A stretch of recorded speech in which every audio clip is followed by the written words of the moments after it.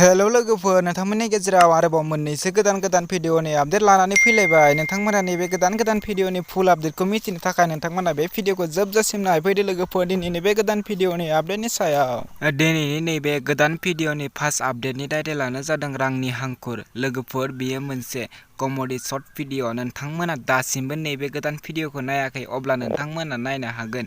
बे भिडिअनि स्टार्टिंआनो जादों अनिसा दैमारि, सोरजि दैमारि, अलबिसा दैमारि। लोगोफोर, नैबे भिडिअनि प्रडिउसारानो जादों जनि। लोगोफोर, नोंथांमोना दासिमबो नैबे गोदान भिडिअखौ नायाखै अब्ला नायनानै लानो हागोन। नैबे भिडिअनि स्क्रिप्टआनो जादों थुलुंगा दैमारि। लोगोफोर, बे भिडिअआ जोबोरैनो मोजां जादों।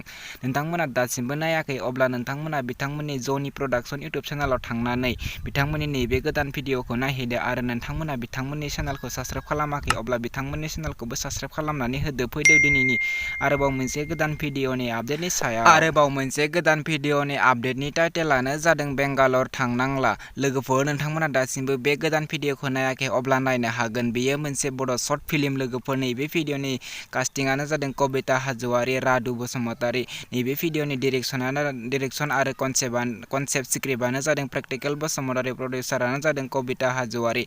नैबे भिडिअआ जोबोरैनो मोजां जादों आरो बिथांमोना नैबे भिडिअखौ अलरेडि फुल आपल'ड खालामनानै होखाबाय। नोंथांमोना दासिमबो नायाखै अब्ला बिथांमोननि कबिता हाज'वारि इउटुब चेनेलाव थांनानै नैबे गोदान भिडिअखौ नायहैदो आरो नोंथांमोना बिथांमोननि चेनेलखौ साबस्क्राइब खालामाखै अब्ला बिथांनि चेनेलखौबो साबस्क्राइब खालामनानै होदो।